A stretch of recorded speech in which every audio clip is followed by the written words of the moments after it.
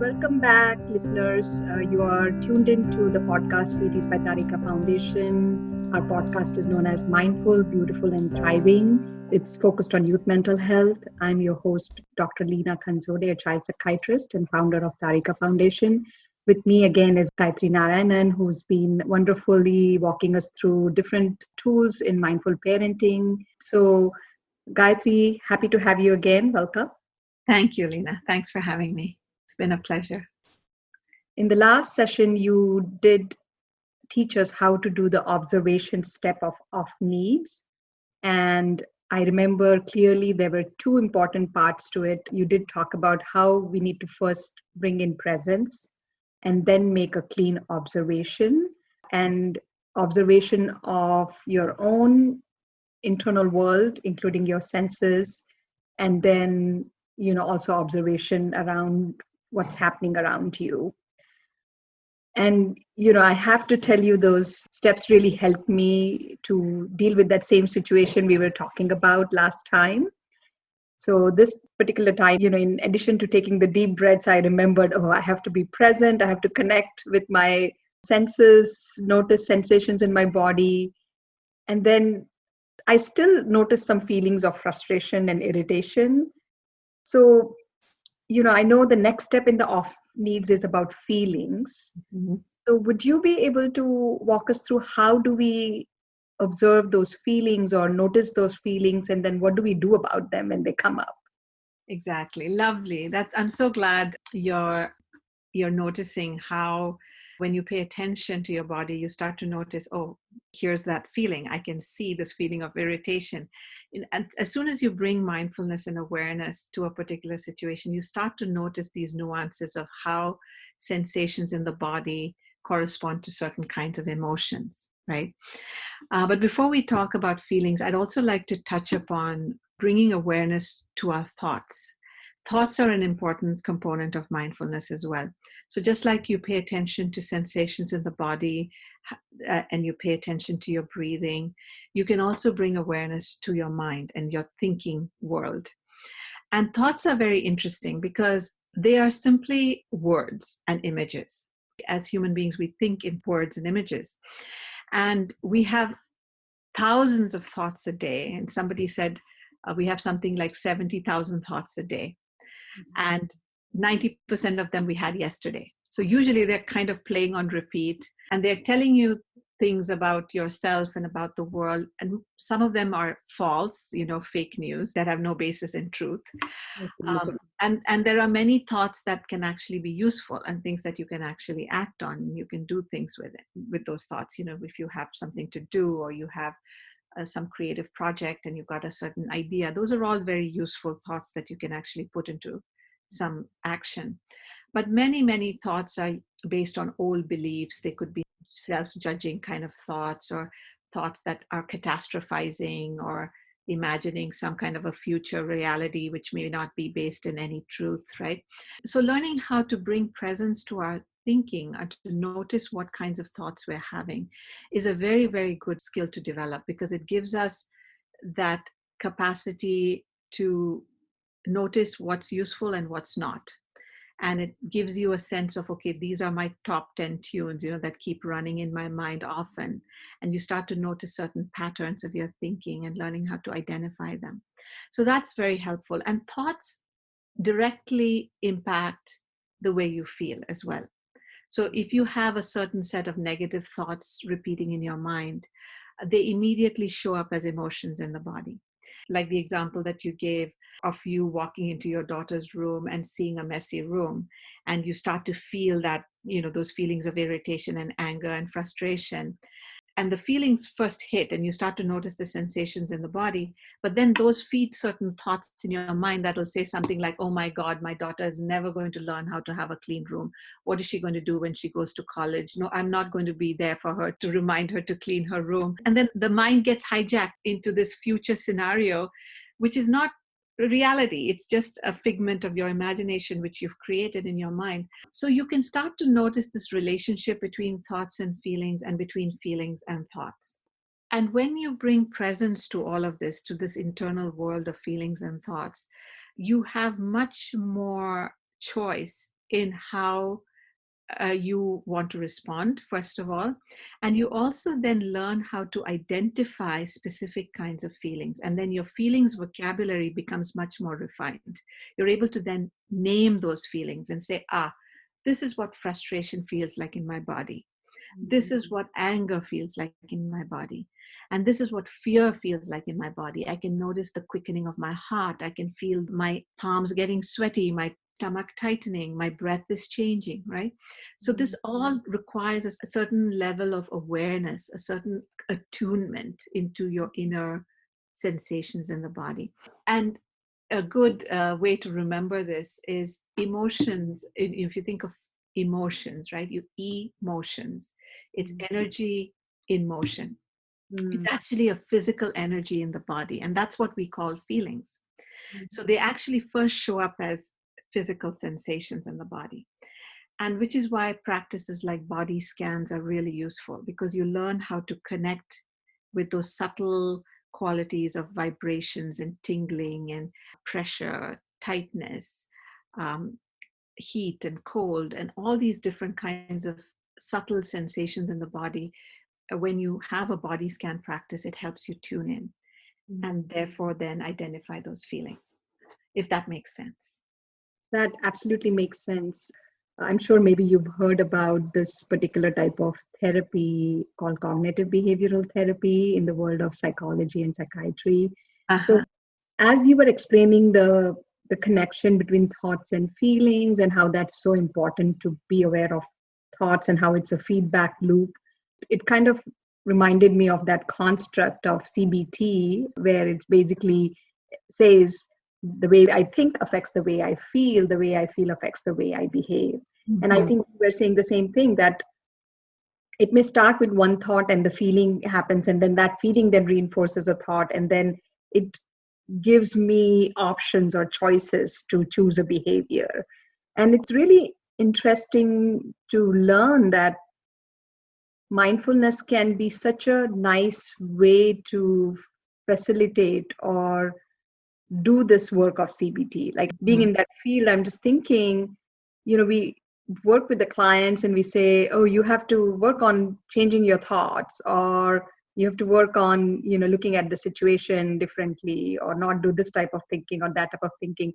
But the very first step is to build that awareness. And unless and until you have that awareness, you will not pick up this connection of this thoughts, feelings, and behavior cycle, or thoughts, feelings, and response reaction cycle.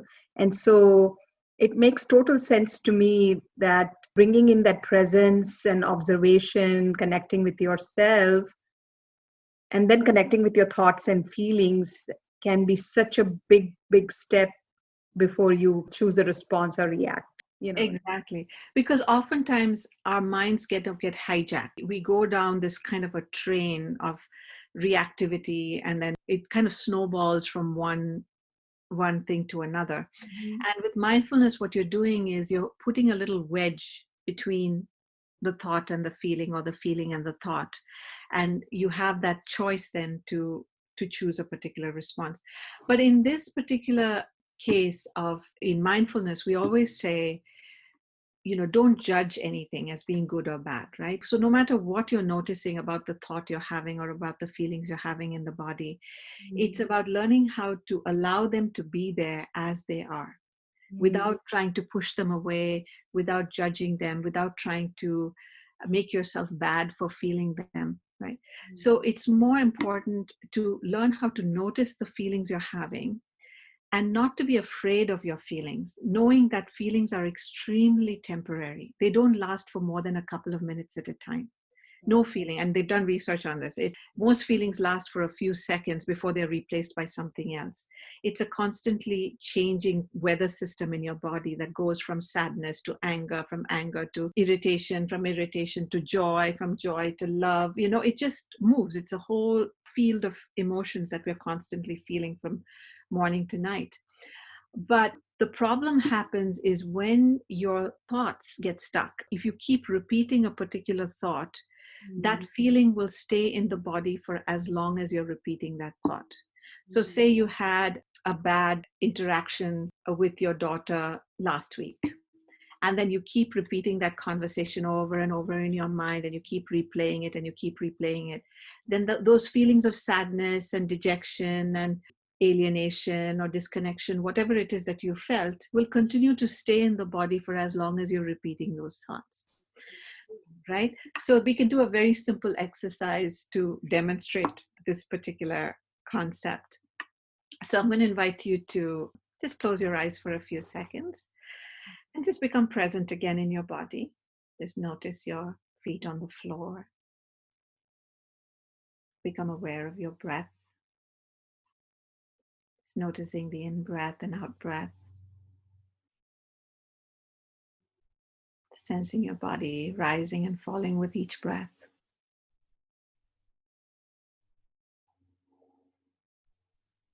And as I do this, just pay attention to sensations in your body and the kinds of thoughts you're having. So I'm just going to repeat a word. Trouble. Trouble. Trouble. Trouble. Trouble. Trouble. So just observe the movement of sensations in your body, your belly, your throat, your chest, your breath.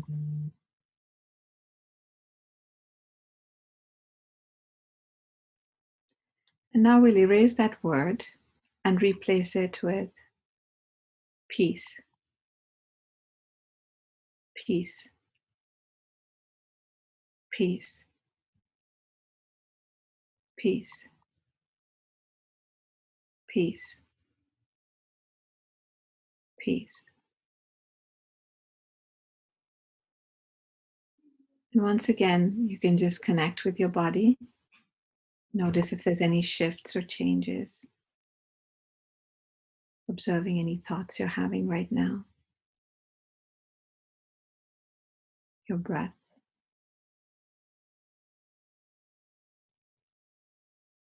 You can open your eyes and come back to this space. Yeah, so what was your experience in this short exercise that we just did? When we went with the first word, trouble, I think each time you mentioned the word trouble, you know, I had thoughts like, am I in trouble? Is somebody in trouble?